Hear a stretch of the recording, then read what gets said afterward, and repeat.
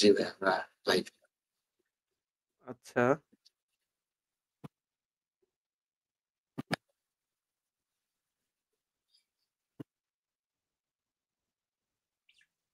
Live start করছি ভাই। ওকে।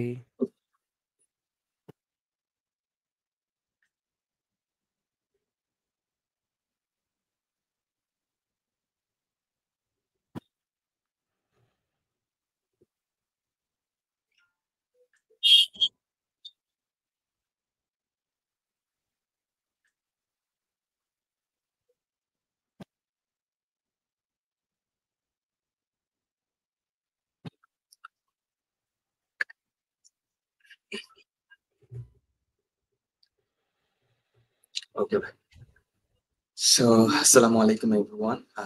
আজকে আমাদের সাথে স্কলারস্কেপের এই ওয়েবিনারে একজন খুবই স্পেশাল গেস্ট আছে। ভাইয়ার নাম হচ্ছে সুফিয়ান বিন হুসেন আদিব। সো আদিব ভাইয়া হচ্ছে নেদারল্যান্ডসে পড়াশোনা করতেছে, হান ইউনিভার্সিটি অফ অ্যাপ্লাইড সায়েন্সে। খুবই ইন্টারেস্টিং একটা সাবজেক্টে। আমি এই মেজরের নাম আগে শুনি নাই, সেটা হচ্ছে এমবেডেড সিস্টেম ইঞ্জিনিয়ারিং। আমি যখন ওনার প্রোফাইল দেখছি তখন আমি জানতে পারছি যে এরকম একটা মেজর আছে অ্যাকচুয়ালি। মানে আমি জানি না এই মেজর আসলে কি পড়ানো হয়, বাট আমি হয়তো একটু আইডিয়া করতে পারছি যে এটা হয়তো বা ইলেকট্রিক্যাল ইঞ্জিনিয়ারিং রিলেটেড কিছু একটা। সো বাকিটা আমরা ভাইয়ার মুখ থেকে শুনবো ইনশাআল্লাহ। ভাইয়া আপনি ফ্লোটা নিতে পারেন। আসসালামু আলাইকুম। আমি সুফিয়ান।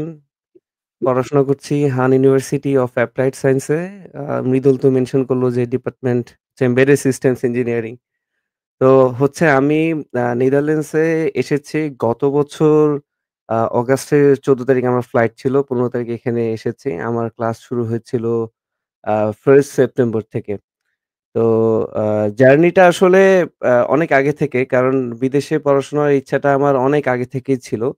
তো এইচএসসি অ্যাডমিশনের পর আসলে মনে হয়েছে যে না, এটা হচ্ছে একটা বেস্ট টাইম আমার জন্য, যে না, বাহিরে পড়াশোনা করাটা খুব ইম্পোর্টেন্ট। মনে হচ্ছে যে আমি আরো বেটার কিছু ডিজার্ভ করি। তো সেই হিসেবে আমি অনেকগুলো আসলে কান্ট্রি আ নিয়ে সিলেকশন করেছি। তো প্রথমত আমি কানাডা নিয়ে আমি চিন্তাভাবনা করতাম। কিন্তু আসলে দেখলাম যে কানাডার অবস্থা বেশি একটা ভালো যাচ্ছিল না। অ্যান্ড আমার কাছে মনে হচ্ছিল যে ওখানে একটা স্টুডেন্টের সারভাইভ করাটা একটু ডিফিকাল্ট হয়ে যাচ্ছে। তারপরে আমি চিন্তা করলাম যে না, ইংলিশ স্পিকিং কান্ট্রি বাদ দিয়ে এবার চিন্তা করি হচ্ছে যে না, আমার ইঞ্জিনিয়ারিং পড়াশোনাটা আসলে কোথায় বেটার হতে পারে। তো তখন আমি একটু রিসার্চ করে দেখলাম যে আম ইংলিশ স্পিকিং কান্ট্রি গুলার পাশাপাশি কাছাকাছি যেগুলো আছে সেগুলো হচ্ছে নেদারল্যান্ডস হচ্ছে একটু অন্যতম। হ্যাঁ? নেদারল্যান্ডস, জার্মানি, ফিনল্যান্ড এরা ভালো করছে। কিন্তু দেখা গেল যে ফিনল্যান্ড বা এখানে হচ্ছে একটু ডিফিকাল্ট। কারণ ফিনল্যান্ড স্টুডেন্টরা এখন ঠিকমতো সারভাইভ করতে পারছে না। অ্যাজ ওয়েল জার্মানিতে হচ্ছে স্টুডেন্টরা প্রচুর ভিসার একটা টাইমিং পিরিয়ড চলছে। তো তখন চিন্তা করলাম যে না, নেদারল্যান্ডস এ দেখি। নেদারল্যান্ডস এর এরকম কিছু টপ রেক ইউনিভার্সিটি আছে, কিছু টপ ভালো, ভালো ইউনিভার্সিটি আছে যারা খুব আসলে পড়াশোনাতে ভালো করছে। তো আমার একটা আ ছোটকাল থেকে একটা ড্রিম ছিল যে আমি ইলেকট্রিক্যাল অ্যান্ড ইলেকট্রনিক্স ইঞ্জিনিয়ারিং নিয়ে পড়াশোনা করব। হ্যাঁ? তো আ তখন আমি দেখলাম যে হান ইউনিভার্সিটি অফ অ্যাপ্লাইড সায়েন্স এ একটা ডিপার্টমেন্ট আছে যেটা হচ্ছে এমবেডেড সিস্টেমস ইঞ্জিনিয়ারিং। যেই ইঞ্জিনিয়ারিং নিয়ে আসলে আ উম আমরা আইটি অর্থাৎ ইনফরমেশন টেকনোলজি এবং ইলেকট্রিক্যাল, এই ২ টার একটা কম্বিনেশনাল কোর্স আমরা পাই এখানে। অর্থাৎ আমরা আইটিরও আমরা কোর্সগুলা করি।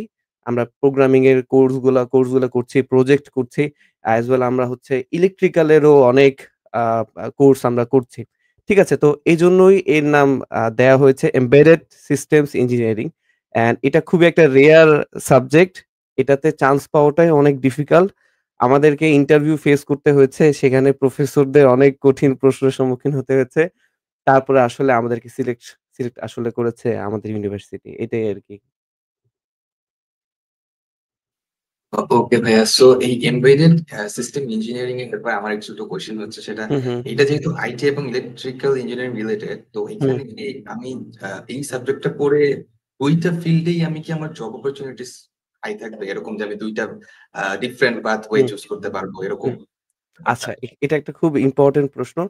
দেখো, আ তুমি যখন আ বা এমবেডেড সিস্টেম থেকে যখন একজন ইঞ্জিনিয়ার পড়াশোনা করে বের হচ্ছে আমাদের ইউনিভার্সিটি থেকে, তখন আমি কিন্তু মেনশন করেছি যে আমরা ইলেকট্রিক্যাল এর অনেকগুলো কোর্স আমরা করছি, আইটিরও অনেক কোর্স করছি। কিন্তু আমাদেরকে খুব ডিপ এ আমরা পড়াশোনা করছি হচ্ছে আইটি নিয়ে। ইলেকট্রিক্যাল এর আমরা বেসিক কিছু কোর্স আমরা করে রাখছি। তো সেক্ষেত্রে দেখা যায় কি যে আমরা ইলেকট্রিক্যাল এর অনেক ফিল্ডে আমরা জব করতে পারি। কিন্তু আইটিটাকে বেশি প্রেফার করে। ইলেকট্রিক্যাল এ যে করতে পারবে না বিষয়টা এরকম না। অনেক পাওয়ার প্ল্যান্ট আছে, পাওয়ার হাউস আছে যেখানে আমরা চাইলেই জব করতে পারব। ঠিক আছে? ওই জবগুলো আমাদের জন্য থাকে। আর সবচাইতে বড় সুযোগ হচ্ছে আমাদের হান ইউনিভার্সিটি অফ অ্যাপ্লাইড সায়েন্স এর কোর্স কারিকুলাম গুলা এতটা আসলে অর্গানাইজ ভাবে গোছানো, একটা স্টুডেন্টের এখান থেকে পাস করে একটা ভালো মার্কস করাটা খুবই চ্যালেঞ্জিং সত্যি কথা কথা বলতে। তো যার কারণে আমাদের নেদারল্যান্ডসে আইটি কিন্তু খুব ভালো করছে। আ নেদারল্যান্ডস, জার্মানি, সুইডেন, সুইজারল্যান্ড এদের আইটি গুলা খুবই ভালো। ওদের অটোমোটিভ কোম্পানি গুলো অনেক ভালো।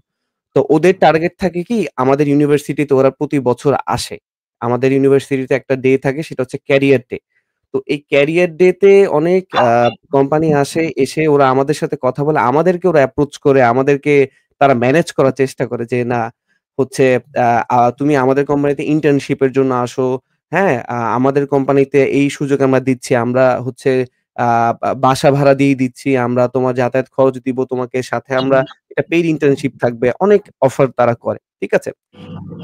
তো আসলে এইসবের মূলেই হচ্ছে যে কি এই যে ডিপার্টমেন্টটা আমাদেরকে যে এভাবে অর্গানাইজ করে পড়াচ্ছে, যে ইঞ্জিনিয়ার গুলা বের হচ্ছে তারা হচ্ছে ঐরকম ভাবেই তাদেরকে রেডি করছে। ঐসব কোম্পানিরা তাদেরকে চুজ করে এই কারণেই। যে এত স্টুডেন্টটাকে এভাবে আমরা গুছায় তুলতেছি, আমাদের মন মতোই তাদেরকে পাবো। আসলে জব নিয়ে আসলে এতটা সমস্যা হয় না। কেউ যদি পড়াশোনা করে বের হতে পারে তার জন্য মাশাআল্লাহ আলহামদুলিল্লাহ আমি এখনো পর্যন্ত দেখি নাই, শুনি নাই যে আ আ কেউ জবলেস অবস্থায় আছে। ওকে। তবে আমরা একটু ব্যাক টু আপনার অ্যাপ্লিকেশন এ যাই। যে হুম, আপনি হুম, হুম, কখন অ্যাপ্লিকেশন করছেন এবং আপনার হুম। কেন মনে হলো যে Netherlands will be the best option?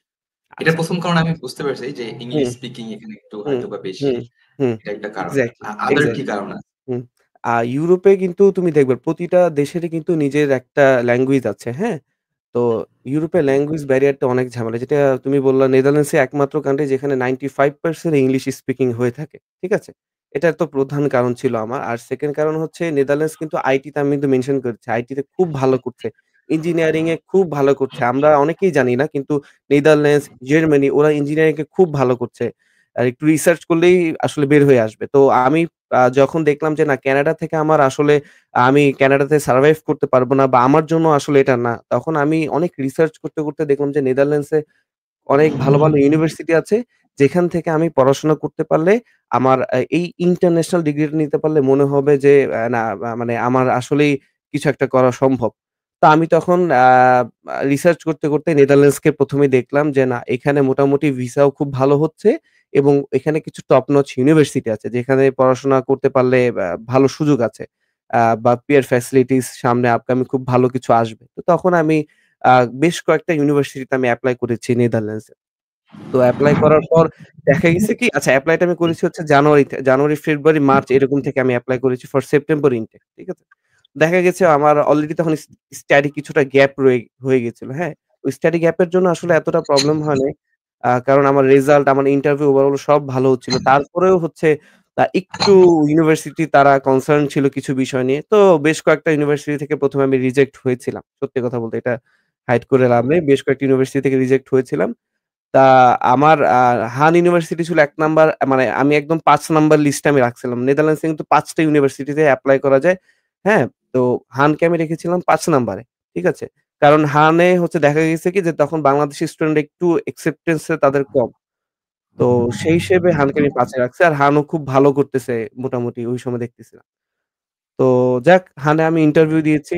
হান ইউনিভার্সিটিতে ইন্টারভিউ দেওয়ার পর ওটা আমার ইন্টারভিউটা একটু ডিফিকাল্ট ছিল। অনেক আসলে আপস অ্যান্ড ডাউন ছিল। আমি ভাবি নাই যে আমাকে অ্যাকসেপ্ট করবে। কিন্তু আলহামদুলিল্লাহ ওরা আমাকে ফাইনালি আমার ইন্টারভিউর উপর বেস করে আমার রেজাল্ট সবকিছুর উপর বেস করে ওরা আমাকে অ্যাকসেপ্ট করেছে। তো নেদারল্যান্ডস এ মেইনলি আসার ইন্টারভিউটা কি রিকোয়ার্ড? আ মানে এক্সাক্ট ইন্টারভিউটা রিকোয়ার্ড ছিল? এক্সাক্টলি নেদারল্যান্ডসে আ ইউনিভার্সিটি গুলাতে এপ্লাই করার পর ওরা একদম অনলাইনে প্রফেসররা থাকেন।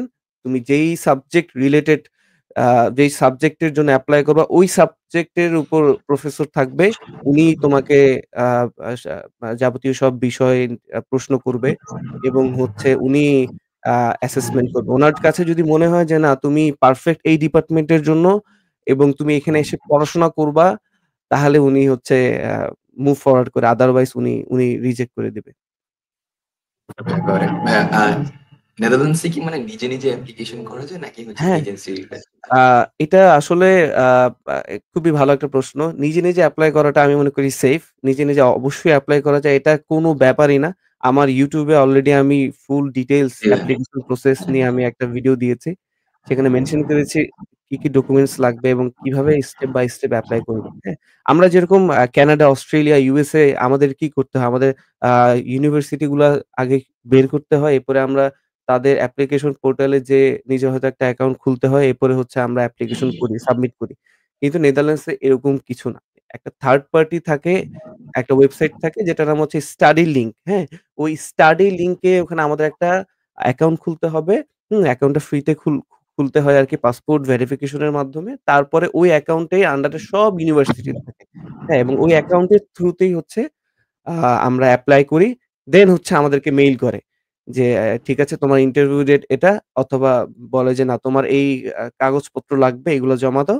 হ্যাঁ? অথবা বলে যে, না আমরা তোমার প্রোফাইলের সাথে মনে হচ্ছে না তুমি পড়াশোনা করতে আসবা বা হচ্ছে ম্যাচ করছে না আমরা নিব না। রিজেক্ট করে দেয়। এই আরকি। তো ওকে, সর্বোচ্চ ওকে। ৫ টা ইউনিভার্সিটিতে এপ্লাই করা যায় ওই ওই পোর্টালের মাধ্যমে। এই আরকি। এবার ডেডলাইনটা কত তারিখ পর্যন্ত আচ্ছা। থাকে? মানে তো গভর্নমেন্ট যেগুলা একটু টপ র‍্যাংক ইউনিভার্সিটি নেদারল্যান্ডসে ভালো করতেছে যেমন হান, সেক্সন ইউনিভার্সিটি আ তারপর আরো অনেকগুলো আছে। উট্রেক ইউনিভার্সিটি, ডেন হ্যাগ ইউনিভার্সিটি। তো এইগুলা হচ্ছে আ এপ্লাই এর ডেটটা ওদের ওয়েবসাইটে মেনশন করা থাকে। তারপরেও যদি বলি যে মার্চ থেকে ভালো, ভালো ওগুলো ইউনিভার্সিটি খুব দ্রুত ওরা স্টুডেন্ট নেওয়া শুরু করে এবং আর্লি ওদের শেষ হয়ে যায়। ফেব্রুয়ারি থেকে অনেকগুলো শুরু হয়। আবার মার্চ থেকে শুরু হয়। জুন, জুলাইয়ের মধ্যে মোটামুটি সবকিছু জুন জুনের আগেই ওদের মোটামুটি এপ্রিলের মধ্যে মোটামুটি সবকিছু নেয়া শেষ হয় এবং জুন থেকে ওরা ওই টিউশন ফি গুলা কালেক্ট করতে থাকে এবং জুনে কালেক্ট করে জুলাইয়ের দিকে ওরা হচ্ছে ভিসা অ্যাপ্লিকেশন এ যায় যাতে স্টুডেন্টরা অগাস্টের মধ্যে চলে আসতে পারে নেদারল্যান্ডসে ওকে। আরকি। আর সেপ্টেম্বর আচ্ছা থেকে ভাইয়া নির্বাচন। স্কলারশিপ অপরচুনিটি কিরকম এটা? আচ্ছা। আহ স্কলারশিপ নিয়ে আসলে আ অনেক বেশি কম্পিটিশন নেদারল্যান্ডসে। কারণ গভর্নমেন্ট অলরেডি যে রিসেন্ট গভর্নমেন্ট ছিল উনি ড্রপ আউট করেছে কয়েকদিন আগেই। তো উনি আসলে ইন্টারন্যাশনাল স্টুডেন্টদেরকে ফান্ডিংটা আসলে একটু কমিয়ে দিয়েছে, হ্যাঁ? তো যার কারণে আ স্কলারশিপের কম্পিটিশনটা অনেক বেশি এখন চলছে। কিন্তু তারপরেও কিছু, কিছু স্কলারশিপ আছে যেমন NL honour scholarship, normal honour scholarship থাকে। তো এই স্কলারশিপটা হচ্ছে যদি আইএলটিএস এ কেউ ভালো রেজাল্ট করে, সাথে তার একাডেমিক রেজাল্টও ভালো থাকে, তাহলে হচ্ছে ইউনিভার্সিটি সিলেক্ট করে স্টুডেন্টদেরকে যে আচ্ছা ওকে স্কলারশিপ দেওয়া যায়। আ ওকে আমরা মেইল করি। তো ওকেই মেইল করে বলে যে তুমি স্কলারশিপ পেতে পারো। তোমার স্কলারশিপ পাওয়ার জন্য তোমাকে এই কিছু শর্ত দেয়। যেমন ওকে একটা মোটিভেশনাল ভিডিও বানাইতে বলে যে তুমি কেন নেদারল্যান্ডসে আসতেছো? তোমার পার্সপেক্টিভ কি? তুমি কি করবা? তুমি কি আদৌ থাকবা এখানে না চলে যাবা? এগুলো নিয়ে একটা ভিডিও বানাতে পারে। সেই সাথে তাকে একটা আ মোটিভেশনাল লেটারও লিখতে বলে নেদারল্যান্ডস এর জন্য। হ্যাঁ?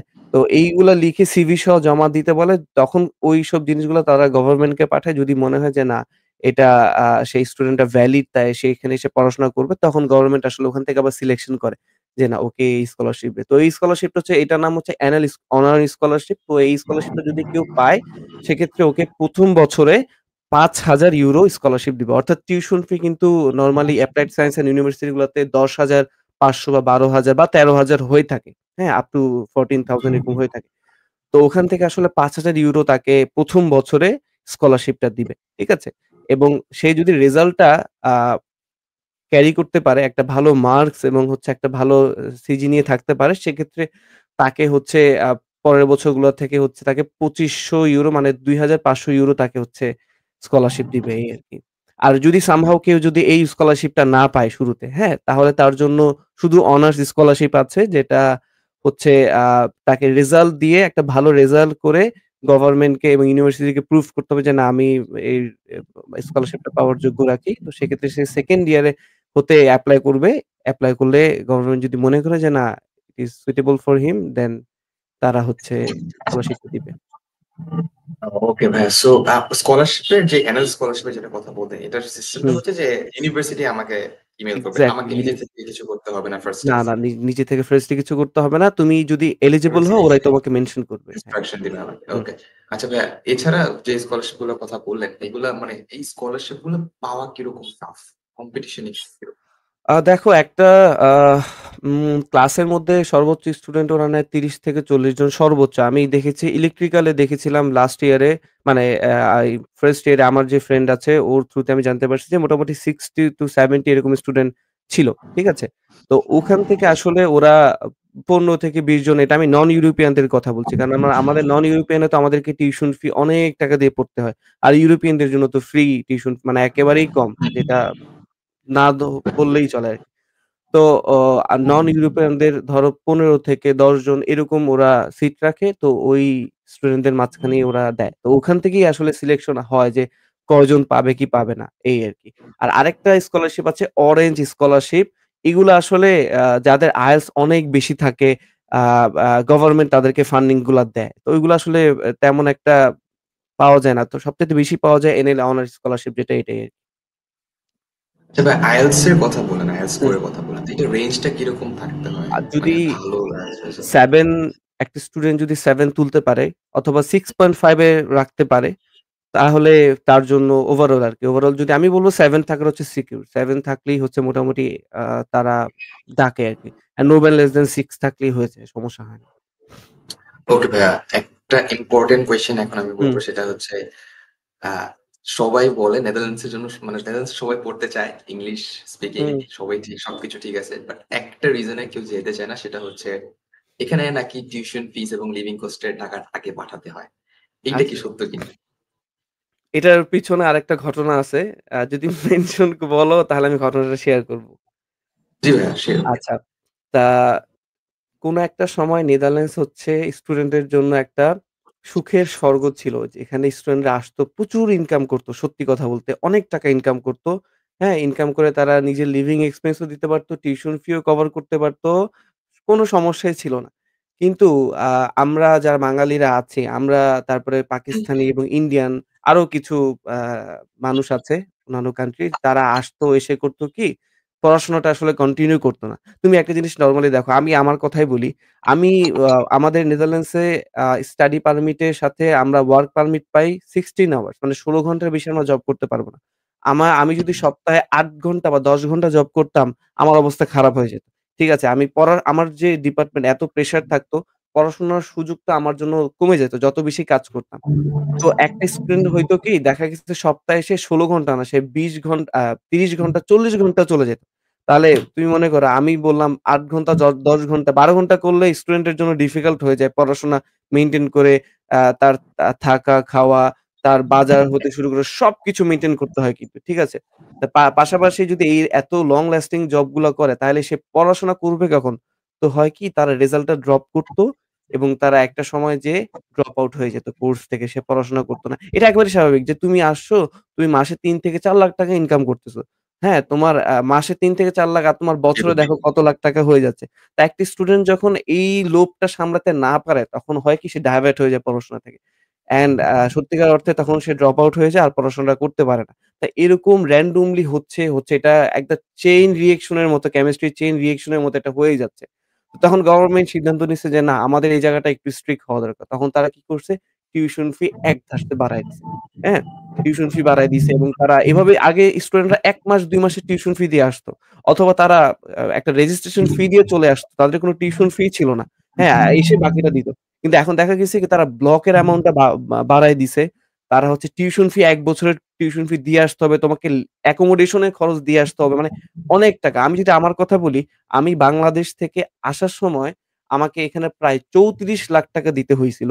যেখানে আমার ইউনিভার্সিটির ১ বছরের টাকা ছিল, যেখানে আমার ১ বছরের লিভিং এক্সপেন্স ছিল, আমার আম আ এই ব্লক মানি ছিল, আমার মেডিকেল ফি ছিল, আমার অনেক কিছু রেজিস্ট্রেশন ফি ছিল। হ্যাঁ? সব মিলিয়ে আমাকে ভিসা ফি সহ আমাকে প্রায় ৩৪ লাখ টাকা €১ ৳১৩৩ করে আমি আ পা পাঠিয়েছি নেদারল্যান্ডস। ঠিক আছে?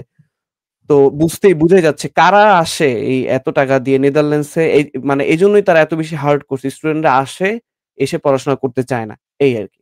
তারা হচ্ছে মানে এদিক ওদিক করে এজন্য স্টুডেন্টদের ইয়াটা বাড়িয়ে দিয়েছে আরকি যাতে ভ্যালিড স্টুডেন্টরা আসে।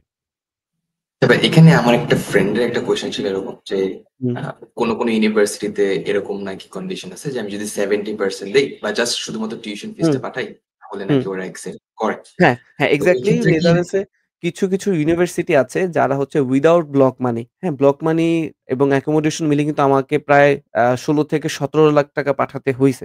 আ টিউশন ফি বাদে। তো ওরা কিছু ইউনিভার্সিটি আছে নেদারল্যান্ডস স্টিল নাও কয়েকটা বেশি না যে যারা হচ্ছে উইথআউট ব্লক মানি এবং অল্প কিছু টিউশন ফি দিয়ে আসা সম্ভব। অর্থাৎ ১৫ থেকে ১৬ লাখ টাকা যদি কারো বাজেট থাকে তাহলে মোটামুটি চিন্তা করা যায় যে না সে আসতে পারবে। নেদারল্যান্ডসে এসে পড়াশোনা করতে পারবে। কিন্তু এখানে একটা কথা আছে সেই স্টুডেন্ট যদি মনে করে যে না আমি এই যে ১৫ থেকে ১৬ লাখ টাকা দিয়ে আমি আসবো, এসে আমি হচ্ছে পড়াশোনা করে জব করে নিজের টিউশন ফিটা বাকিটা দিয়ে দিব। এসে কিন্তু আসলে জব পাওয়া যায় না সত্যি কথা বলতে। এটা যেকোনো দেশেই হোক। এসে জব পাওয়া যায় না। যদি না কারো জি ভাই। চ্যানেল থাকে বা লবিং থাকে সেক্ষেত্রে আসলে সম্ভব হয় না। মানে সম্ভব হয়। আর এটা হচ্ছে এক্সেপশনাল কেস। তো আমি মনে করি যে একটা স্টুডেন্ট যদি মনে করে যে না আমি হচ্ছে আ ৬ মাসের একটা সেমেস্টার টিউশন ফি দিলাম, অল্প কিছু স্টেটমেন্ট দেখায় দিলাম, দেখিয়ে দিয়ে আমি আসতে পারবা। কিন্তু এসে তুমি যদি মনে করো যে না আমি টিউশন ফি দিয়ে দিব, জব করব অনেক, এটা আসলে সহজ না বা সম্ভব না আসলে। সো ভাইয়া ব্লক মানির ব্যাপারটা বললে আমাকে হুম। ব্যাংকেও টাকা দেখাইতে হবে, কিছু টাকা সেন্ডও করতে হবে। এরকম ব্যাপারটা? আচ্ছা ব্লক মানে জিনিসটা বুঝাই। অস্ট্রেলিয়া, কানাডা, ইউএসএ এখানে আমরা কি হয়, আমরা যখন ফাইল প্রসেসিং এর দিকে আগাই তখন কিন্তু আমরা একটা ব্যাংক স্টেটমেন্ট দেখাই যে ৬ মাসে আমার ব্যাংকে এত টাকা ছিল অথবা আমার এফডিআর আছে অথবা সঞ্চয়পত্র আছে। অনেক কিছু আমরা আমাদের ফাইন্যান্সিয়াল গ্যারান্টিটা আমরা দেখাই যে না আমরা এবল পড়াশোনা করার জন্য, থাকার জন্য ওখানে। কিন্তু নেদারল্যান্ডসে ওরা এটাকে বিশ্বাস করে না। ওরা কোন স্টেটমেন্টের উপর ভরসা রাখে না। মেক্সিমাম ইউনিভার্সিটি মানে একদম 95% ইউনিভার্সিটি ওদেরকে তোমার একদম সলিড টাকা পাঠাইতে হবে। ওরা একটা অ্যামাউন্ট বলে যে তোমাকে €৭,০০০ বা €৮,০০০ বা €৬,৫০০ এরকম একটা অ্যামাউন্ট থাকে। হ্যাঁ? ওই অ্যামাউন্টে তোমাকে টাকাটা পাঠাইতে হবে। সেটা যতই হোক ওই অ্যামাউন্টে টাকা পাঠানোর পর তুমি যখন আসবা, আসার পর তোমাকে ওই টাকাটা আবার ব্যাক করে দিবে। ঠিক আছে? ওইটাই হচ্ছে আমার ব্লক মানি। যে অ্যামাউন্টটা তুমি এখানে একটা সার্টেন অ্যামাউন্ট পাঠাচ্ছ নেদারল্যান্ডসে। এই আরকি। ও আচ্ছা ভাইয়া, বুঝতে পারছি। আচ্ছা ভাইয়া, এখন আমি একটু জানতে চাচ্ছি যে অ্যাপ্লিকেশন প্রসেসের সময় ভিসার প্রসেসিংটা কি নিজে করতে হয় নাকি ইউনিভার্সিটি করে দেয়? আচ্ছা, খুবই ভালো একটা প্রশ্ন। ভিসার প্রসেসিং সম্পূর্ণ ইউনিভার্সিটির উপর। নেদারল্যান্ডসে যদি মানে অ্যাপ্লিকেশনের দিকে আগায়, একবার অফার লেটার পায়, সেক্ষেত্রে আ 2nd অফার লেটারের মধ্যে ইনভয়েস হতে শুরু করে সবকিছু মেনশন করে দেয়। ঠিক আছে? অ্যান্ড সেখানে কি করতে হবে, কি টাকা পাঠাতে হবে সবকিছুর একটা ডেট দিয়ে দেয়। সেই ডেটের মধ্যে হচ্ছে টাকাটা পাঠাতে হয়। তার পরবর্তীতে হচ্ছে ইউনিভার্সিটি বলে যে, "তোমার কিছু নেসেসারি ডকুমেন্টস আছে, এগুলো একটু সাবমিট করো।" সাবমিট করলেই হচ্ছে ইউনিভার্সিটি হচ্ছে ভিসার প্রসেসিং এ চলে যায়। অর্থাৎ ওই ইউনিভার্সিটি ওই স্টুডেন্টের হয়ে তারা হচ্ছে ভিসাটা এপ্লাই করবে। জি ভাইয়া, বুঝতে পারছি।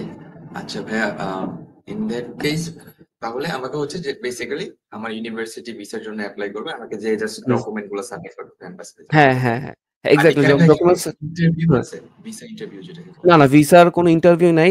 বাংলাদেশে গুলশানে অবস্থিত দ্যা রয়াল ডাচ এম্বাসি, হ্যাঁ? সেখানেই হচ্ছে আমরা আমাদের অ্যাপয়েন্টমেন্ট নিয়েছিলাম পাসপোর্ট সাবমিশনের।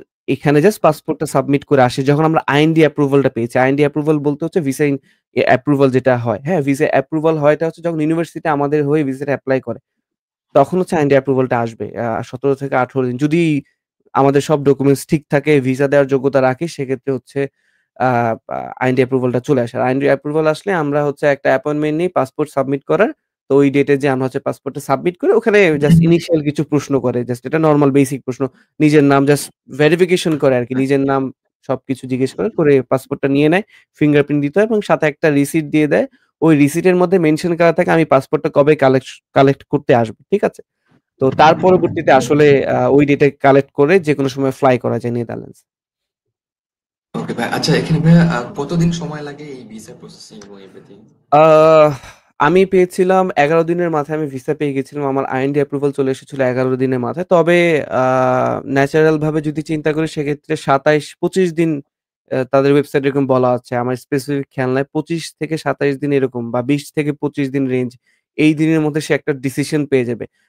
আনলেস কোন রেয়ার যদি কেস হয়, সেক্ষেত্রে তাদেরকে আন্ডার ইনভেস্টিগেশন এ নিয়ে যায়। যদি কোন রেয়ার কেস হয়। রেয়ার কেস বলতে বুঝিয়েছি, ওই যে কোন যদি ফ্রড কোন ডকুমেন্টস জমা দেয় অথবা আইএলটিএস এর কোন একটা মানে কপি জমা দিল, রং কোন কপি জমা দিল অথবা কোন ব্যাংক স্টেটমেন্ট রং জমা দিয়েছে। সেক্ষেত্রে হচ্ছে তারা আন্ডার ইনভেস্টিগেশন নিয়ে যায়। আর যদি একবার ইনভেস্টিগেশন এ যায় সেটার রেজাল্ট কখনো ভালো হয় না। সত্যি কথা বলতে এই আরকি। ওকে ভাই। আচ্ছা ভাই, আমরা হচ্ছে একটা ফর্ম ক্রিয়েট করছিলাম। ওইখানে কিছু কোয়েশ্চেন হুম, আসছে। হুম, হুম। তো ১ম কোয়েশ্চেনটা হইতেছে, may I can apply in spring season? মানে স্প্রিং ইনটেক আছে কিনা? স্প্রিং এ এপ্লাই আচ্ছা। করা যায় কিনা? আ একেকটা ইউনিভার্সিটির একেকটা ক্রাইটেরিয়া থাকে। হ্যাঁ? তো নেদারল্যান্ডস হচ্ছে মেইন যে ইনটেকটা সেটা হচ্ছে সেপ্টেম্বর ইনটেক, যেখানে প্রতিটা ইউনিভার্সিটি তাদের প্রতিটা কোর্স ওপেন থাকে। ঠিক আছে? আবার কিছু ইউনিভার্সিটি আছে, কয়েকটা ইউনিভার্সিটি আছে যারা স্প্রিং এও স্টুডেন্ট নেয়, কিন্তু দেখা যায় অনেকগুলা কোর্স থাকে না। যেমন আমার ইউনিভার্সিটি, ওদের কিন্তু উইন্টারে একটা আছে, ইনটেক আছে। কিন্তু ওই ইনটেকে শুধুমাত্র ইন্টারন্যাশনাল বিজনেস স্টুডেন্টদের নেয়। আর কোন মানে ইনটেকে নেয় না। মানে আর কোন ডিপার্টমেন্টের নেয় না। ইঞ্জিনিয়ারিং কোন ডিপার্টমেন্ট নেয় না। তো দেখা যায় ইনটেক থাকে, কিন্তু পছন্দের সাবজেক্ট গুলো হয়তো পাবেন না। আ অথবা হচ্ছে দেখা গেছে পছন্দের ইউনিভার্সিটিও পাবেন না। আ এই ব্যারিয়ারটা থাকবে। স্কলারশিপটা কি ভাইয়া হ্যাঁ, ভ্যারি করে স্কলারশিপ নাকি? নরমাল অ্যাজ ইউজুয়াল যেটা প্রতিটা ইনটেকেই থাকে, এটা নরমাল। এটা যে এনএল অনার স্কলারশিপ অথবা অনার স্কলারশিপ অথবা অরেঞ্জ ইউনিফর্ম। টিউলিপ স্কলারশিপ এগুলো থাকবে। তো ও ওকে। যদি যোগ্যতা সম্পন্ন হয় অবশ্যই পেয়ে যাবে। এটাতে কোনো আসলে ইয়া না। ভাইয়া, আমার আপনার উপর একটা কোয়েশ্চেন আছে যে আপনি হুম, তো হুম, ইউআইইউ তে পড়ছিলেন। সো আপনি হুম। কি ট্রান্সফার অ্যাপ্লিকেশন হিসেবে এপ্লাই করছেন নাকি অ্যাজ আ ফ্রেশম্যান হিসেবে এপ্লাই করছেন? আমি একদমই ফ্রেশ হয়ে এপ্লাই করেছি। ইউআইইউ তে আমি পড়েছি, প্রায় ১.৫ বছর আমি পড়াশোনা করেছি। তো ইউএ তে পড়ার মেইন কারণ হচ্ছে আমার যাতে স্টাডি গ্যাপটা না থাকে। আমি আমার ইউনিভার্সিটিকে মেনশনও করেছিলাম যে আমি হচ্ছে ইউআইইউ তে এরকম পড়াশোনা করছিলাম। হ্যাঁ? তো এইটা আমি আসলে একটা ভুল করছিলাম মেনশন করে। কারণ উনি প্রশ্ন করেছিল আমাকে, প্রফেসর, যে তুমি যে এরকম প্রশ্ন করেছ, মানে ইন্টারভিউর কথা বলছি আমি। যে উনি বলছে তুমি অলরেডি ১.৫ বছর ব্যাচেলর ওখানে করেছো। তারপরে তুমি কেন এইখানে মুভ করার চিন্তা ভাবনা করছো? তার মানে কি তোমার পড়াশোনার কি আদৌ তোমার কি টার্গেট আছে? তখন আমি টিচারকে খুবই আ গোছানো একটা উত্তর দিয়েছিলাম, যেটাতে উনি খুব বেশি ইমপ্রেসড হয়েছিল সত্যি কথা বলতে। আর আমার ২-১ টা প্রজেক্ট ছিল যেটা আমাকে হেল্প করছিল আসলে এই পর্যন্ত আসার জন্য। তো ইউআইইউ তে মেইনলি আমি পড়েছিলাম আ আমার স্টাডি গ্যাপ যাতে না হয়, টিচাররা যাতে না ভাবে যে না আ আমি কোন ফ্রড করতে আসতেছি না, বা আমার পড়াশোনারই টার্গেট ছিল। এজন্য আমি স্টাডি গ্যাপটা রাখি। ওকে ভাইয়া। আচ্ছা ভাইয়া, নেক্সট কোয়েশ্চেন হচ্ছে, আচ্ছা ১ টা মিনিট ভাইয়া।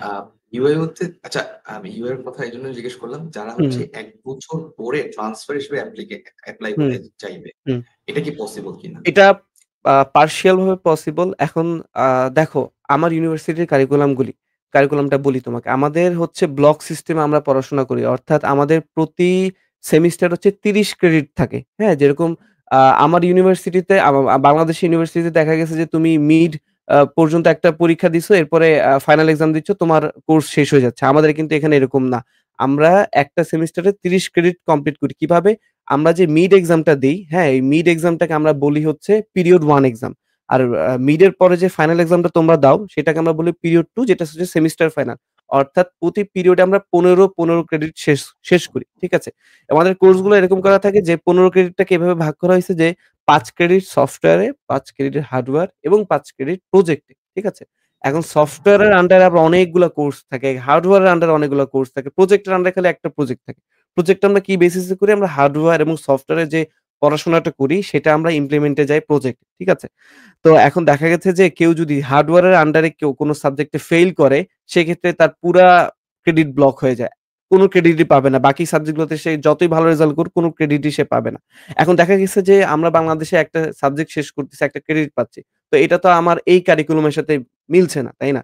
তো যার কারণে ক্রেডিট ট্রান্সফার এর পসিবিলিটিস টা অনেক বেশি কমে যায়। আর একটা ইউনিভার্সিটি কখনোই চাবে না যে সে একটা টপ র্যাংকে আছে, সে নিচের কোনো এই র‍্যাংকের ইউনিভার্সিটি থেকে ক্রেডিটটা নিতে যাবে। কারণ তাদের স্টুডেন্টের অভাব নেই। এমন না যে তারা স্টুডেন্ট পাচ্ছে না। তারা ফান্ডিং নেয় তাদের, এমন না। তাদের কাছে যথেষ্ট ফান্ডিং আছে। তাদের কাছে স্টুডেন্টরা বসে আছে তাদেরকে কাছে মানে ইউনিভার্সিটিতে পড়াশোনা করার জন্য। তো সেখান থেকে তারা আসলে নিচ্ছে। ক্রেডিট ট্রান্সফারটা করা যায়। বাট এটা খুবই রেয়ার। আমি এখনো পর্যন্ত দেখিনি। ওকে ভাইয়া, নেক্সট কোয়েশ্চেন হচ্ছে, বাজেট, ভিসার issue, job opportunities, tuition fees manageable or not? আচ্ছা, খুবই এটা ডিরেক্ট কোয়েশ্চেন। এটা খুবই একটা ইম্পোর্টেন্ট কোয়েশ্চেন, আর এটা খুবই একটা ক্যালকুলেশন করতে হয়।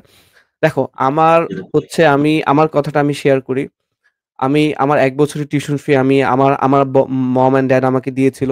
হ্যাঁ? আমি ১ বছর টিউশন ফি দিয়ে দিয়েছি। অ্যান্ড আমার যে ব্লক মানি ছিল, ওই ব্লক মানিটা আমি বাংলাদেশে পাঠাই না। আমার মা আমাকে অনুরোধ করেছে যে, "না, তুমি ব্লক মানি পাঠানোর দরকার নাই। তুমি এটাকে 2nd ইয়ার হিসেবে ইউস করো।" তা আমি সেখানে কিছু টাকা শর্ট ছিল। সেখানে আমি আমার অলরেডি জব করছি। আ যেহেতু সামার চলছে। তো আমি জব করে আমার 2nd ইয়ারেরটা আলহামদুলিল্লাহ আমারটা কমপ্লিট। এখন আমি 3rd ইয়ারের দিকে ফোকাস করছি। তো 3rd ইয়ারের আমি সেভাবেই নিজের পড়াশোনাটা মেইনটেইন করছি।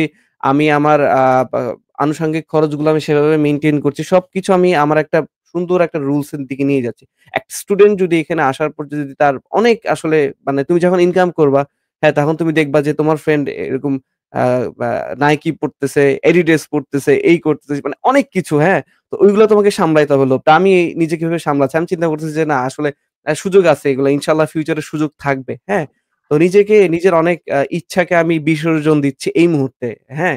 যে না আমি এগুলা এখন আমি করতেছি, এভয়েড করতেছি। ইনশাআল্লাহ সামনে করতে পারবো, হ্যাঁ? তো কেন করছি? যাতে নিজের সেভিংসটাকে আমি ঠিক রাখতে পারি। নিজেকে রান করতে পারি, হ্যাঁ? তো এভাবে হিসাব করে চলতে হচ্ছে আমাকে এবং আমি আ সেই অনুসারে বাসাটাও ভাড়া সেভাবে নিচ্ছি যাতে কমের মধ্যে পাই। হ্যাঁ? এবং জবটাও ভালো করে করার চেষ্টা করছি। এখানে অনেক জব থাকে। ধরো এই যে ক্লিনার থাকে, তারপরে হচ্ছে আ বা ডেলিভারি জব থাকে। এগুলো তো কমন, তাই না? এগুলা স্টুডেন্টদের কোনো স্কিল দরকার পড়ে না। তুমি যদি একটু ভালো স্কিলের দিকে যাও, তুমি যদি অ্যাজ আ শেফ হিসেবে তুমি জয়েন করো অথবা তোমার বারিস্তার কোর্স করা আছে, তুমি ক্যাফেতে জব করতে পারছো। হ্যাঁ? তোমার আ আ ইন্টার্নশিপ তুমি যদি করতে পারো সেক্ষেত্রে কিন্তু তোমার অনেকটুকু আ বাজেট তোমার কমে যাচ্ছে। কেন? কারণ তোমাকে সেলারি তারা ভালো দিচ্ছে, তোমাকে ফ্যাসিলিটিস ভালো দিচ্ছে। সেক্ষেত্রে কিন্তু তোমার বাজেটটা আরো ইজি হবে। আমি মনে করি যে বাংলাদেশ থেকে যদি একটা স্টুডেন্ট যদি একটু স্কিল করে আসার নিজেকে চেষ্টা করে বা স্কিলটা নিয়ে আসলে আসতে পারে, সেক্ষেত্রে দেখা যায় যে তার এখানে এসে জব পাওয়াটা ইজি হয়ে যায় অ্যান্ড কিছুটা ম্যানেজেবল হয়। তো ওভারঅল আমি যদি বলি, একটা স্টুডেন্ট এসেই কিন্তু পারবে না সবকিছু ম্যানেজ করতে। তাকে এসে কিছুদিন পড়াশোনা করতে হবে, তাকে জব করতে হবে এবং তার এট লিস্ট ২ বছরের যদি সে ব্যাকআপ নিয়ে আসতে পারে তাহলে মোটামুটি চিন্তা করা যায় যে না সে পারবে, পারবে কি পারবে না এটা আসলে তার উপর ডিপেন্ড করে। সে যদি নিজেকে ওই একটা ডিসিপ্লিন লাইফ এ নিয়ে যেতে পারে। ওকে। আচ্ছা ম্যাম, নেক্সট কোয়েশ্চেন হচ্ছে in the Netherlands are universities of applied sciences considered inferior to technical universities? Hmm. If one were to graduate with a bachelor's in embedded engineering from an applied science universities, would it be inferior to graduating with a bachelor's in a technical university? আচ্ছা। মানে আ basically হচ্ছে হ্যাঁ, applied science থেকে করলে technical ইউনিভার্সিটির হুম। সমপর্যায়ে হবে। এরকম I think কোয়েশ্চেনটা। আচ্ছা, আ আমি কিন্তু এপ্লাইড সায়েন্স ইউনিভার্সিটিতে পড়াশোনা করছি রিসার্চ বেসড এ না। ঠিক আছে? তো এপ্লাইড সায়েন্স এর দিকে হয় কি আমরা প্র্যাকটিক্যাল এর দিকে ফোকাসটা বেশি করি। অর্থাৎ আমি কিন্তু মেনশন করেছি আমাদেরকে কিন্তু কোম্পানিরা অনেক বেশি অ্যাপ্রোচ করে। আইটি কোম্পানিগুলো অনেক অ্যাপ্রোচ করে এসে আমাদেরকে তারা নিয়ে যেতে চায়। সত্যি কথা বলতে। বলে যে ইন্টার্নশিপ এর জন্য রেডি আছে তোমরা চলে আসো, চলে আসো। হ্যাঁ? তো জিনিসটা হয় কি যে আমরা যে একদম প্র্যাকটিক্যাল আমরা কাজগুলি করতেছি। আমাদেরকে এই যে আমরা প্রজেক্ট করতেছি, আমার ইউটিউবিং এর একটা ভিডিও আছে। রোবট কার নিয়ে একটা প্রজেক্ট আমার কিন্তু আছে। হ্যাঁ? তো ওটা কিন্তু আমরা সফটওয়্যারে পড়ছি এবং হার্ডওয়্যারে আমরা ইমপ্লিমেন্ট করেছি। সবকিছু গিয়ে আমরা ফাইনাল প্রজেক্ট করেছি রোবট কারটা। তো জিনিসটা হইছে কি আমরা প্র্যাকটিক্যাল এর দিকে বেশি ফোকাস করি মোর দ্যান থিওরি থেকে। হ্যাঁ? তো দেখা যায় কি তুমি যখন প্র্যাকটিক্যালে বেশি ফোকাস করবা আর তুমি যখন ইন্টার্নশিপ এ যাবা তখন তোমার জন্য খুব ইজি হবে। তোমার ওইখানের প্রজেক্ট গুলা করতে, তোমার ওই কোম্পানির টাস্ক গুলাতে সামলানোর জন্য। ঠিক আছে? তো আ আমি বিলিভ করি যে এপ্লাইড সায়েন্স বা টেকনিক্যাল যে সাইডটা, এই সাইডটাকে আমি প্রেফার করি। আমি নিজে পড়াশোনা করার পর। কারণ আমি অলরেডি রিসার্চ বেসড এ পড়ছি। ১-১.৫ বছর আমি পড়াশোনা করছি। ওখানে দেখা গেছে তুমি তোমার সিএসসি র যে কোর্স গুলো আছে, ওই কোর্স গুলার চাইতে তোমার অপশনাল কোর্সের সংখ্যা অনেক বেশি। ওইখানে তুমি যদি একটা রেজাল্ট খারাপ করো তোমার মার্কস ডাউন হয়ে পড়ে। আমাদের কিন্তু কোনো এখানে অপশনাল কোনো কোর্স নাই। আমাদের এখানে কোনো আ সোশিওলজি বলতে কোনো কোর্স নাই। আমাদের কোনো বাংলা রিলেটেড কোনো কোর্স নাই। আমরা ইকোনমি নিয়ে পড়াশোনা করি না। আমরা ডিরেক্ট পড়তেছি ল্যাঙ্গুয়েজ মানে কম্পিউটার ল্যাঙ্গুয়েজ নিয়ে পড়তেছি। আমরা ইলেকট্রিক্যাল এর অনেক কোর্স করতেছি। কিন্তু আমাদের ওই কোনো কোর্স নাই। এটা আমাদের জন্য একটা অ্যাডভান্টেজ। ঠিক আছে? আর যেহেতু টেকনিক্যাল সাইডে আমরা পড়ছি আমাদের প্র্যাকটিক্যাল বেস এর নলেজটা আমাদের খুব ভালো হচ্ছে। আমরা আ একদম লাইফ এক্সপেরিয়েন্স টা আমরা করতে পারছি। আমরা একদম প্র্যাকটিক্যালি কিভাবে সবকিছু হ্যান্ডেল করতে হয়, প্রবলেম সলভিং এগুলো আমরা বুঝতে পারতেছি। যেগুলাতে রিসার্চ বেসড এ গেলে আসলে অনেক ডিফিকাল্ট। হ্যাঁ? বাট একটা জিনিস আমরা প্রবলেম ফেস করব যে আমাদেরকে প্রি মাস্টার্স করতে হবে। প্রি মাস্টার্স জিনিসটা কি? দেখো এটা আসলে সব ইউনিভার্সিটিতে একসেপ্ট করে বিষয়টা এরকম না। তাও অনেক রিসার্চ বেসড ইউনিভার্সিটি দেখে যদি একটা স্টুডেন্ট এপ্লাইড সায়েন্স থেকে আসছে, তার তো কিছুটা হইলেও থিওরিতে নলেজ একটু কম হইলেও থাকবে। কেন? কারণ অনেক থিওরি আছে আমরা স্কিপ করে যাই। আমরা প্র্যাকটিক্যাল এর দিকে বেশি ফোকাস করি। তখন তারা বলে কি যে তোমরা একটা প্রি মাস্টার্স করো অর্থাৎ ৬ মাসে একটা কোর্স করো। এখানে তোমরা সব তোমাদের থিওরি যেগুলা তোমাদের মিস গেছে ওগুলা তোমরা কভার হয়ে যাবে।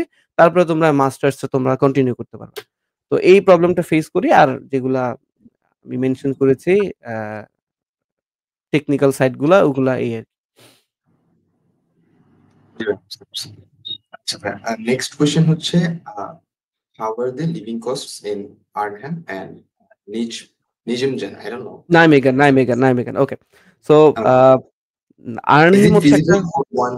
Okay, ভাই, একটু, is হ্যাঁ, it হ্যাঁ। feasible for one to get a part-time job to pay for their living expenses, or at least 60 to 80% of their living expenses if one lives frugally? ওকে। তো বেসিক্যালি আর্নহেম এবং নাইমেগান এই ২ টা হচ্ছে প্রভিন্স নেদারল্যান্ডসের, হ্যাঁ? তো আর্নহেম হচ্ছে একটু আ মানে মানে অন্যান্য সিটির মতো এত বেশি আধুনিকভাবে এখানে নাই, হ্যাঁ? যেটা সত্যি কথা এবং এখানে জব অপরচুনিটি একটু কম। তো আ যার কারণে একটা স্টুডেন্টের আর্নহেমে এসে একদম জব করে সে যে ফুল টিউশন ফিস দেওয়ার চিন্তাভাবনা করতেছে এটা সম্ভব না। But living expense say fully cover করতে পারবে। কারণ আর্নহেমে ইনকামটা একটু কম। আমি যদি একটা কম্পারিজম এ আসি, আমস্টারডাম হচ্ছে নেদারল্যান্ডসের সিটি। আমস্টারডামে যদি একটা স্টুডেন্ট জব করে সেক্ষেত্রে সে ১৮ থেকে ১৯ ইউরো টাকা পায় বা তার বেশিও পায় সত্যি কথা, হ্যাঁ? বাট আর্নহেমে গেলে দেখা গেছে ৳১৫ ৳১৬ মানে ইউরো আরকি ৳১৬ ৳১৫ বা ১৪ একদম মিনিমাম যেটা বয়স অনুসারে তারা আ টাকার পরিমাণ ইউরোর পরিমাণটা সেট করে। যার বয়স ২১ প্লাস তাদেরকে হচ্ছে ৳১৪ ৬ সেন্ট করে তারা মিনিমাম পাবে। যারা ২১ এর কম ২০ তাদেরকে দিবে €১৩ সামথিং। যারা ২০ এর কম তাদেরকে দিবে €৯ এরকম বা €১০ এরকম। ঠিক আছে? তো দেখা গেছে মিনিমামটা দেয় তারা €১৪ সামথিং দেয়। আর জবের ওই যে বললাম না পজিশনের উপর ডিপেন্ড করে তুমি শেফ হিসেবে জয়েন করছো, তোমার জব থাকবে, তোমার সেলারি থাকবে আরো বেশি। ঠিক আছে? এই আরকি। তো আমি হচ্ছে আর্নহেমে আগে জব করতাম। আমি আর্নহেমে জব করি না। আমি এখন ডেন হ্যাগে যাই। ডেন হ্যাগে যেয়ে আমাকে প্রায় ১৪৭ কিলোমিটার এখান থেকে যেতে হয়। যেয়ে হচ্ছে আমি জব করে আবার ব্যাক করি। এই আরকি। অনেক বড় ডিসটেন্স, অনেক দূরে। বড় ডিসট্যান্স কিন্তু আমি এনজয় করি সত্যি কথা বলতে। কারণ ওদের ট্রান্সপোর্টেশন এত সুন্দর, এত জোস। আমি ট্রেনে আছি মনে হবেই না যে ট্রেন যাচ্ছে। কোন সাউন্ড নাই। এত সুন্দর ওদের গোছানো। তো আসলে আমার ওই যে ক্লান্তি, জার্নি যে ক্লান্তি ওইটা আমার হয় না। ঢাকা শহরে যেটা এক্সপেরিয়েন্স হুম, করতেছো হুম, হুম। তোমরা, এটা আমার তাহলে তো এখানে হয় না ১০ সত্যি কথা বলতে। কিলোমিটার ১০ কিলোমিটার হ্যাঁ, মনে হবে যে অনেক বড় রাস্তা। এক্সাক্টলি হ্যাঁ। আচ্ছা ভাই, আচ্ছা, ডাচ না জানলে কি জব পাওয়া হার্ড কিনা? আচ্ছা। আ আমি অনেকগুলা কান্ট্রি ট্রাভেল করছি। তো একটা জিনিসে আমি নেদারল্যান্ডসের সাথে আমি খুব বেশি হ্যাপি যে তুমি যদি ডাচ নাও পারো, তোমার জন্য কোনো একটা প্রবলেম যে দাঁড়াবে অন্যান্য কান্ট্রিতে যেটা হয় সেটা কিন্তু হয় না। এখানে হয় না সাধারণত। কারণ আ তারা ১ম এ ডাচে তোমাকে অ্যাপ্রোচ করবে। তখন তুমি যখন বলবা যে, "sorry, I am sorry, I can't speak in Dutch. আ আমি ইংলিশে কথা বলতে চাই।" তখন তারা সাথে, সাথে ইংলিশ সুইচ করবে। তারা এমনও আমি দেখছি জব করার সময় যে তারা অনেক বয়স্ক। তারা মানে পারে না। ডাচ পারেই না তারা। মানে সরি ইংলিশ পারেই না তারা। তারপরেও যে কিছু ওয়ার্ড থাকে না? "ইউ গো", "আই ইট" এভাবে তারা বুঝানোর চেষ্টা করে যে, "আচ্ছা তুমি এটা করো, ওইটা করো, এটা করো, ওকে।" তারা অ্যাপ্রিশিয়েট করে এবং আ আমি নেদারল্যান্ডসে এপ্লাই করার আরেকটা মেইন কারণ হচ্ছে Dutch people are very kind. They are super kind. তারা মানুষকে খুব বেশি রেসপেক্ট করে। তাদেরকে তুমি চোখ বন্ধ করে বিশ্বাস করতে পারবা। হ্যাঁ? তারা তোমাকে খুব সুন্দর সম্মান করবে। আমি জার্মানিতে যখন গেছি প্রচুর রেসিজম ফেস করেছি, প্রচুর। হ্যাঁ, জার্মানিতে তারা ইয়েস তারা করেছি। ইংলিশে কথা বলতে চায় না। সে এডুকেটেড পারসন, সে ইংলিশ জানে। তারপরেও সে আমাদের সাথে ইংলিশে কথা বলছে না। সে জার্মানি বলছে। হ্যাঁ? সে অনেক বেশি মানে একটু মানে কি যদি সামাজিক যে কথাটা ইউস করি ঘাড় ত্যাড়া এরকম টাইপের। হ্যাঁ? কিন্তু নেদারল্যান্ডসে পুরাপুরি উল্টাটা। তারা দেখা যায় খুব বেশি এগ্রি বলতেন ফ্রেন্ডলি জি। বিহেভিয়ার করবে, তোমাকে হেল্প করবে। তো তুমি যখন চাকরির ক্ষেত্রে যাবা, ডাচ যখন তুমি পারবা না, তোমার কোনো সমস্যা হবে না। তুমি চাকরি করতে পারবা। তোমাকে তারা এলাও করবে। এটা নিয়ে কোনো সমস্যা নাই। আমি এখনো পর্যন্ত কোনো সমস্যা দেখিনি। কিন্তু কিছু মেজর কিছু জায়গা আছে, সেই জায়গাগুলো ডাচ আসলে জানাটা দরকার পড়ে। তো ওখানে আসলে জব পাওয়াটা যেমন বিভিন্ন কল সেন্টারে জব আছে, এখানে তো আর পসিবল না আ ইংলিশে কাজ করা কারণ ওরা ডাচ জানতে হয়। আ আ আরো কিছু জব আছে যেগুলো আসলে ডাচে প্রয়োজন পড়ে এই আরকি। তবে most of the cases A English হলেই হয়ে যায়। কোন সমস্যা হয়নি। আচ্ছা ভাই, ইউনিভার্সিটি অ্যাপ্লিকেশন এর জন্য ব্লক মানে কি সব ইউনিভার্সিটির ক্ষেত্রেই ম্যান্ডেটরি? হ্যাঁ, আমি এটা বলেছি যে মেনশন করেছিলাম যে প্রতিটা ইউনিভার্সিটিতেই তাদের নিজস্ব ব্লক অ্যামাউন্ট থাকে। ওই ব্লক অ্যামাউন্টটা দিয়ে আসতে হয়। কিন্তু অল্প কয়েকটা ইউনিভার্সিটি যেমন ইউনিভার্সিটি অফ অ্যাপ্লাইড ইউরোপ এরকম একটা আমার নামটা মনে আসতেছে না। এটার মধ্যে ব্লক লাগে না। তারপর আইসি একটা ইউনিভার্সিটি আছে এটার মধ্যে লাগে না। তারপরে Evans university of Applied science এটার মধ্যেও মেবি ব্লক অ্যামাউন্টটা লাগে না। ওদেরকে টিউশন ফি দিতে হয়। তারপরে আ হচ্ছে যে আ ব্যাংক স্টেটমেন্টটা শো করতে হয়। হেলথ ইন্সুরেন্স ফি দিতে হয়। ভিসা ফি দিতে হয়। এগুলা দিলেই মোটামুটি ওই যে ১৩ থেকে ১৪ লাখ টাকা হয়ে যায় মোটামুটি। আর আচ্ছা এত ভাই, বেশি আর এখানে ইউনিভার্সিটির ক্ষেত্রে তো আমরা যদি একটু লোয়ার ইউনিভার্সিটি চুজ হুম। করি, এইটা কি আসলে worth it? বা আল্টিমেটলি এটা আ আমাকে ফিউচারে দেখো কি তুমি প্রবলেম ফেস করতে হবে? এখানে ২ টা জিনিস তুমি আ জিনিসের প্রবলেম ফেস করবা। নাম্বার 1 ফেস করবা তুমি যদি একটু নিচের দিকে ইউনিভার্সিটির কথা চিন্তা করো সেক্ষেত্রে তোমার ভিসা রিজেকশন এর চান্সেস খুব বেশি থাকে। হ্যাঁ? ভিসা রিজেক্ট হয়ে যেতে পারে। কারণ আমি কিন্তু বলছি যে তুমি চিন্তা করো, নিজেই চিন্তা করো। তুমি আ আ ঢাকা ইউনিভার্সিটি যখন সরকারের কাছে কোনো কিছু আশা করতেছে বা তারা কোনো একটা এক্সপেকটেশন নিয়ে যাচ্ছে, সেই সাথে নর্থ সাউথ ইউনিভার্সিটি কিন্তু যাচ্ছে। দেখো কোনটা বেশি প্রায়োরিটি পাবে তুমিই বলো। ঢাকা ইউনিভার্সিটি যে সরকারি, পাবলিক ওরাই কিন্তু আগে ঢুকবে বা ওরা আগে প্রায়োরিটি পাবে। রাইট? আমি ২ টাকে অসম্মান করছি না। বাট ঢাকা ইউনিভার্সিটিকে আমরা প্রেফার কিন্তু আগে করি বাংলাদেশে। আর নর্থ সাউথ কে ইয়েস আমরা ভাই। সেকেন্ড এ ইয়া করি। তো সেম তাদের ক্ষেত্রেও। তাদের দেখা যায় যে তারা ইমিগ্রেন্ট আনবে আ ২০০০ এই ইনটেক এ তারা ২০০০ ইমিগ্রেন্ট আনবে। হ্যাঁ, তো এর মাঝখানে দেখা যাচ্ছে যে Hanze, Saxion, Rotterdam University of Applied Science এখান থেকেই মোটামুটি অনেক স্টুডেন্ট হয়ে গেছে। তারা নিয়ে নিছে। পরে যেগুলো নিবে তারা খুবই ভেবে চিন্তে বুঝে নিবে। তো আমি মনে করি যে যদি একটু নিচের দিকে ইউনিভার্সিটি হয় সেক্ষেত্রে ভিসা নিয়ে প্রবলেম ফেস করবে। আর ২ নাম্বার হচ্ছে যে যেটা আমি পার্সোনালি মনে করি তুমি এত টাকা খরচ করে আসতেছো। তুমি অবশ্যই চাবা একটা বেস্ট এডুকেশন একটা বেটার জায়গায় পড়াশোনা করতে। তুমি এমন জায়গায় ইউনিভার্সিটি চুজ করছো যেখানে ওদের আ মানে কোর্স কারিকুলাম গুলা অন্যরকম ভাবে তারা অ্যাসাইনমেন্ট বেসড এ তোমাকে নাম্বার দিয়ে দিচ্ছে। তোমার কোনো আ পরীক্ষাই নিচ্ছে না। তা তুমি নিজেই চিন্তা করো আমরা অ্যাসাইনমেন্ট করলে কতটা অনেস্টলি আমরা অ্যাসাইনমেন্ট করি। ঠিক আছে? সো তোমার তো দিন শেষে শিখা হচ্ছে না। আর তুমি যদি শিখতে কিছু না পারো তোমাকে তো কোনো কোম্পানি অ্যাপ্রোচ করতে পারবে না। তুমি তো কোনো কোম্পানিতে জব করতে পারবে না। তো এই আরকি আমার ওকে ভাই। ওকে এদিকে। ভাই। আমার একটা কোয়েশ্চেন আছে, সেটা হচ্ছে স্কলারশিপ পাওয়ার ক্ষেত্রে আইএলটিএস স্কোর, জিপিএ এগুলো ছাড়া কারো এক্সট্রা কারিকুলার অ্যাক্টিভিটি থাকে, হুম। এই আদার কিছু থাকে, ওইটা কি হেল্প করে স্কলারশিপের জন্য? এক্সট্রা কারিকুলাম এক্টিভিটিস অবশ্যই হেল্প করে। তবে তার আগে তার ওই যে IELTS টা দেখে, এগুলা দেখে, দেখার পর তার দেখে কোন স্পোর্টস এর তার কোন ভালো ব্যাকগ্রাউন্ড আছে কিনা। তারপরে এটাও হুম, দেখে যে সে তার অলিম্পিয়াডে কোন ব্যাকগ্রাউন্ড আছে কিনা। আমার অলিম্পিয়াডের ২-১ টা ব্যাকগ্রাউন্ড ছিল। ইভেনচুয়ালি তো তোমরা জানো আমি যখন কলেজে জি ভাই। ছিলাম, তখন কিন্তু আমি আ অলিম্পিয়াডের উপরও ওয়ার্কশপ নিয়েছি, ক্লাসও নিয়েছি কিন্তু তোমাদের। তো হচ্ছে তখন দেখা গেছে যে আমি এগুলা শো করেছিলাম। তো আমার প্রফেসর এগুলা দেখে খুব বেশি সারপ্রাইজড হইছে এবং উনি খুব বেশি আগ্রহ ছিল এগুলা নিয়ে আমার শোনার জন্য। ইভেন আমি যখন এখানে আসছি আমার প্রফেসর আমার সাথে পার্সোনালি দেখাও করেছিল এবং এগুলা সম্পর্কে উনি অনেক জানছে আমার থেকে। তো তোমার যদি এক্সট্রা কারিকুলাম এক্টিভিটিস থাকে সেক্ষেত্রে সেটা প্রায়োরিটি পাবে। তবে সবার আগে প্রায়োরিটি পাবে তার একাডেমিক রেজাল্টটা দেখবে। এক্সট্রা কারিকুলাম অবশ্যই দেখবে। কিন্তু সেটা তোমাকে চান্সেস বাড়ায় দিবে। যদি এরকম হয় যে তোমার ব্যাকগ্রাউন্ড আরেকটা স্টুডেন্টের ব্যাকগ্রাউন্ড সেইম। এখন যেকোনো একজন স্কলারশিপ পাবে।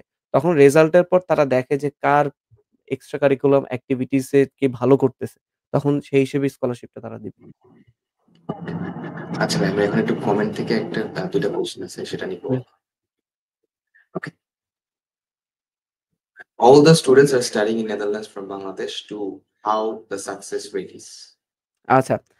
আ নেদারল্যান্ডস আমি কিন্তু বলেছি যে প্রতিটা ইউনিভার্সিটির কোর্স কারিকুলাম কিন্তু অনেক ডিফিকাল্ট। ওখান থেকে পাস করে বের হওয়াটা। একটা সত্য কথা কি? যে আমি বাংলাদেশে থেকে আসার আগে শুনেছি যে নেদারল্যান্ডস স্টুডেন্টরা টিকতে পারে না সহজে। কেন? তারা ওই যে ড্রপ আউট হয়ে যায় কাজ করতে, করতে অথবা তারা কোর্স কারিকুলাম এর সাথে সামঞ্জস্য না তারা হচ্ছে যে ঠিকমতো আ পড়াশোনাটাই করতে পারছে না। তো দেখা যায় কি? আমরা যে প্র্যাকটিক্যাল নলেজ বাংলাদেশ থেকে নিয়ে আসি এই জিনিসটা আমি মিস করেছি। I am sorry. আমরা যে প্র্যাকটিক্যাল নলেজটা বাংলাদেশে নিয়ে আসি, সেখানে নেদারল্যান্ডসে আসার পর আমরা ফেসটা করতেছি খুব ডিফারেন্ট একটা কালচারে এবং খুব ডিফারেন্ট একটা পড়াশোনা আমরা ফেস করছি। তখন দেখা যায় কি যে আমরা মিলে উঠতে পারতেছি না। আমরা পড়ে আসছি একটা, ওরা পড়াচ্ছে অন্য আরেকটা টপিক। অন্য আরেকটা বলতে বুঝাচ্ছি সিমিলার টাইপের বাট একটু ডিফিকাল্ট, একটু না অনেক ডিফিকাল্ট। তো দেখা গেছে স্টুডেন্টরা যখন ধৈর্য রাখতে পারে না তখন তারা আ ড্রপ আউট হয়ে যায়। তো যদি আমি রেটের কথা চিন্তা করি সেক্ষেত্রে আ 100% এর মধ্যে 60 আমার দেখা মতো এখন 50-60% স্টুডেন্টরা সারভাইভ করতে পারে। ওকে ভাইয়া। তো নেক্সট একটা কোয়েশ্চেন হচ্ছে, does hmm. Universities of Netherlands give No, higher no, scholarship? this one is না। no possible for a person cause Netherlands আন্ডারগ্রেডে খুব কম স্কলারশিপ দেয়। 100% স্কলারশিপ আসলে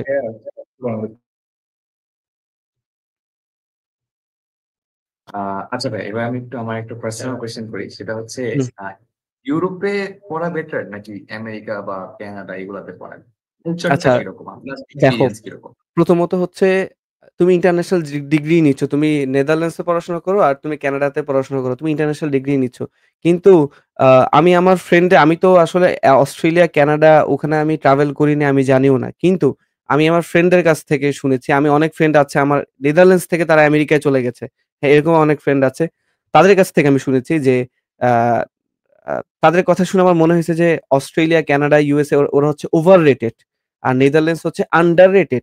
নেদারল্যান্ডসে অনেক কিছু আছে আমরা জানি না।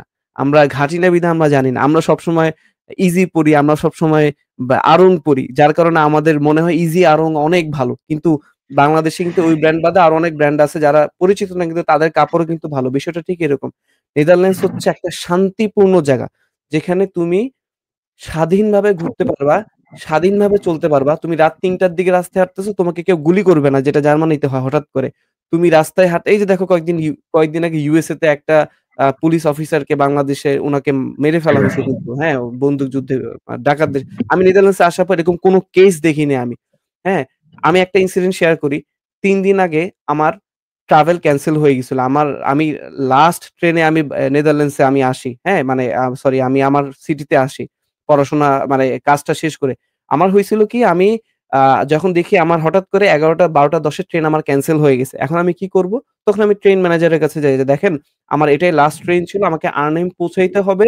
এখন আমি কি করব? আমি কি সারারাত স্টেশনে থাকবো? আমি আমার তো ট্রেনটা ক্যানসেল হয়ে গেল।" সে আমাকে কি করছে? সে আমাকে একটা ট্যাক্সি করে দিছে। হ্যাঁ? ট্যাক্সি করে দিয়ে সে তাদের খরচে ওই তাদের ট্রেনের আমাদের এখানে ট্রেনকে আমরা বলি এনএস। এনএস তারা নিজেদের খরচে আমাকে ট্যাক্সি দিয়ে আমার বাসা পর্যন্ত পৌঁছায় দিছে। তো চিন্তা করো এটা কয়টা কান্ট্রি করবে? হ্যাঁ, তারা নিজ খরচে আমাকে এত দূরে ১৪৭ কিলোমিটার তারা আমাকে ট্রাভেল করাইছে। অনেক টাকা কিন্তু ট্রাভেল আমি করছি। হ্যাঁ? তো এরকম ফ্যাসিলিটিস কয়টা কান্ট্রি দিবে? তা নেদারল্যান্ডস হচ্ছে আমি বলি আন্ডাররেটেড যেখানে আমরা জানি না অনেক কিছু। তো আ আ ইউএসএ তে দেখা গেছে তুমি যাচ্ছ, তুমি জব করতে পারতেছো না। তোমাকে লুকায়, লুকায় থাকতে হচ্ছে। হ্যাঁ? ইউকে তে রাইট। তুমি প্রবলেম ফেস করছো। অস্ট্রেলিয়াতে অনেক বাঙালি। হ্যাঁ? তোমার জব ঠিক মতো নাই বা টিউশন ফিও মানে একেক রকম। আসলে দেখা গেছে কি যে নেদারল্যান্ডসে তুমি এই জিনিসটা পাবা না। তোমার সবকিছু সুন্দর মতো তুমি যোগ্যতা রাখো পাও, তোমাকে দিবে। তোমাকে কেউ আটকাবে না। এবং আমি খুব শান্তিভাবে চলতে পারতেছি। খুবই পরিষ্কার থাকে। আমি জার্মানিতে যেদিন ১ম নামছি, নেমেই দেখি স্টেশনের অবস্থা এটা। মনে হইতেছে যে বাংলাদেশের কমলাপুরে চলে আসছি। সত্যি কথা মিউনিখে যখন আমি আসছি, আমি আমার ফ্রেন্ড জুবায়ের সহ আ ক্রিসমাস ব্রেক এর সময় তখন দেখি কি একটা সাইডে মানে খুবই বাজে একটা ইনসিডেন্ট দেখলাম আমি। তা আমার মনে হইছে আমি বললাম, "দোস্ত এটা কি আমি বাংলাদেশের কমলাপুর রেল স্টেশনেও চলে আসলাম নাকি?" হ্যাঁ? তা আ অনেক নোংরা থাকে। হ্যাঁ, সুইজারল্যান্ড গেছি আমি। সেখানেও আমি অনেক কিছু দেখছি। কিন্তু নেদারল্যান্ডসের মতো এত সুন্দর, এত শান্তিপূর্ণ কান্ট্রি আমি আসলে মানে ৪-৫ টা কান্ট্রি ট্রাভেল করার পর মনে হইছে যে নেদারল্যান্ডস আমার কাছে বেস্ট। আমাকে যদি এরকম অপশন দেয়া হয় যে তুমি এমআইটি যেয়ে পড়াশোনা করো, আমি যেয়ে করব। কিন্তু আমি ব্যাক করব আমার নেদারল্যান্ডসে। এখানে আমি শান্তি পাচ্ছি থেকে সত্যি কথা বলতে। হ্যাঁ। আচ্ছা ভাইয়া, তো ইউরোপিয়ান এক্সপেরিয়েন্স টা বলতেছিলাম। সো যে সবাই যেটা এক্সপেক্ট করে সবসময় যে আমি ইউরোপ যাব, আমার কাছে ২৭ টা কান্ট্রি বা ২৮ টা স্ট্রেনজেড কান্ট্রি অ্যাক্সেস থাকবে, ঘুরবো। এই বিষয়টা আসলে আ সত্যিই হয় কিনা? মানে এটা কি অনেকটা ফিজিবল কিনা ঘোরাটা? এটা অবশ্যই ভিজিবল। আমি আ এই পর্যন্ত মনে হয় ৩ বার জার্মানি ঘুমাইতে জার্মানি চলে গেছি। আবার চলে আসছি। হ্যাঁ? মানে তুমি জিনিসটা এরকম হচ্ছে তুমি মিরপুর থেকে যাচ্ছ তুমি হচ্ছে মোহাম্মদপুর জিনিসটা এরকম। গাড়ি দিয়ে চলে যাচ্ছ। তোমার কাছে পাসপোর্টও চায় না। তোমার কাছে রেসিডেন্স পারমিট কার্ডও কখনো চাবে না। কিন্তু মাঝে তারা চেকিং করে যে আ তোমার ভিসার মেয়াদ ঠিক আছে কিনা। হঠাৎ এরা চেকিং করে। এটা আসলে হয় না। আমার খুব রেয়ার কেস এটা। আমি বেলজিয়াম যাচ্ছিলাম। বেলজিয়াম থেকে যখন আমি ব্যাক করতেছিলাম তখন না আমাকে দাঁড়া করাইছিল। জাস্ট আমাকে দেখছে যে আমি কোথায় পড়াশোনা করি বা কি। এটা নরমাল চেক। এটা সবাইকেই চেক করে। এটা আ ডাচ পিপল দেরকেও চেক করে আরকি। এটা কোন প্রবলেম। এমনিতে তুমি নরমালি বা এখান থেকে ডিরেক্ট ইটালি যেতে পারবা ফ্লাইটে। তোমার কোন ইমিগ্রেশন হবে না, কিচ্ছু হবে না। জাস্ট তোমার পাসপোর্টটা সর্বোচ্চ দেখবে অথবা রেসিডেন্স পারমিট কার্ডটা তোমাকে দেখবে বা ওইটাও দেখবে না। তুমি জাস্ট ট্রাভেল করবা, আসবা যাবা। যেমন তুমি বাসে বা ঢাকা থেকে চিটাগং যাচ্ছ এরকম একটা। That's it, nothing. এবং এটা সত্য। মানে এটা খুবই সুন্দর খুবই একটা জোস, অপরচুনিটি যারা কিনা খুবই জোস। ইউরোপ অনেক ট্রাভেল জোস করে। ভাই, এটা অনেক মজা লাগে। তুমি বুঝতেছো তুমি নেদারল্যান্ডসে আছো, তুমি হুট করে যাচ্ছ তুমি পোল্যান্ডে। তুমি হুট করে হ্যাঁ, সুইজারল্যান্ড চলে যাচ্ছ। তুমি হুট করে তুমি হচ্ছে ফ্রান্সে চলে যাচ্ছ। তো এটা কোনো সমস্যা নাই। ওকে ভাই। নেক্সট কোয়েশ্চেন যেটা আমার আছে সেটা হচ্ছে এনসিটিবি কারিকুলাম থেকে হুম, যখন আমরা আয়ারল্যান্ডে এপ্লাই করি বা ওই যে ওই কান্ট্রিগুলোতে এপ্লাই করি তখন আমাদের একটা ফাউন্ডেশন প্রোগ্রাম দেয়। ইউকে হুম। তো করলেও এটা হয়। তো নেদারল্যান্ডে কি এরকম কিছু আছে কিনা নাকি আমি না, ডিরেক্টলি ইউনিভার্সিটি ফার্স্ট ইয়ার করতে পারবো? না এরকম কোনো প্রোগ্রাম নাই। ডিরেক্টলি ইউনিভার্সিটি কোর্সে জয়েন করা যায়। কিন্তু ওই যে আমি একটু আগে বললাম যে অনেক ব্যারিয়ার প্রবলেম ফেস করতে হয়। যেমন আমি এখানে আসার পর অনেকগুলা জিনিস আমি জানি না। আমি হতাশ হুম। হয়ে গেছি। আমার আশেপাশের স্টুডেন্টরা আমি দেখলাম কি ওদেরকে টপিক দিছে ওরা ঠাস, ঠাস করে শুরু করে দিছে। এটা ল্যাবে হইছে স্পেশালি যেগুলা প্র্যাকটিক্যাল আমি যখন করতে গেছি ওরা ঠাস, ঠাস শুরু করে দিছে। কিন্তু আমি পারতেছি না। আমি কেন পারতেছি না? কারণ ওই যে আমাদের যে বাংলাদেশে জিনিসগুলা ছিল না ঐরকম না। আমাদের বাংলাদেশে ছিল। কিন্তু somehow আমাদের টিচাররা আমাদেরকে করায় নাই বা আমরা ওই অপরচুনিটি আমরা পাই নাই। এই যে তুমিই বলো যে তোমরা আ আমরা হচ্ছে ইন্টারে তারপরে এসএসসির সময় কিন্তু আমরা ল্যাব ২৫ মার্ক কিন্তু আমাদের থাকে 25 হ্যাঁ, মিনিট। হ্যাঁ, হ্যাঁ। সেখানে জি কি ভাই, আমরা জি। আদৌ ল্যাব করছি কেউ? সত্যি না কথা বলতে ভাই। কেউ ঠিকমতো ল্যাব করছি? কেউ ল্যাবে নাই। তো কেউ যাই নাই। নাই কিন্তু মার্ক পেয়ে যাই না। গেছি। মার্ক পেয়ে গেছি। অথবা টাকা নিছি ভেন্যু থেকে বা somehow নাম্বার দিয়ে দিছে। তো এই ২৫ মার্কটা কি বেসিসে ছিল? আমার ল্যাব এক্সপেরিয়েন্স করে আমাকে কিন্তু অ্যাসেসমেন্ট এর মাধ্যমে আমার মার্কসটা পাওয়ার কথা ছিল। আমরা কি পেয়েছি? পাই নাই। তা তুমি এই সাফারটা দেয়ালের ধাক্কাটা কখন খাচ্ছি? এই যে আসার পর খাইছি। অনেক কষ্ট হইছে। মানে আমি যখন আসছি আমি ১ম ১ মাস প্রচন্ড বাজেভাবে ডিপ্রেশন এ ছিলাম। যে আমার তো আসলে আমি শিখছি না কিছু। আমি পারতেছি না। আমি টিচারের কাছে এমন হইছে আমি আমার কোর্স টিচারের কাছে গেছি। আমি বলছি, "স্যার আমি তো পারতেছি না কিছু। আমি কি করব স্যার? আপনি আমাকে একটা কিছু বলেন।" তো স্যার আমাকে খুব সুন্দর মতো হেল্প করছে। একদম শুরু থেকে আমাকে এটা বলছে। আমাকে এক্সট্রা টাইম দিছে উনি। অনেক সুন্দরভাবে আমাকে বুঝাইছে।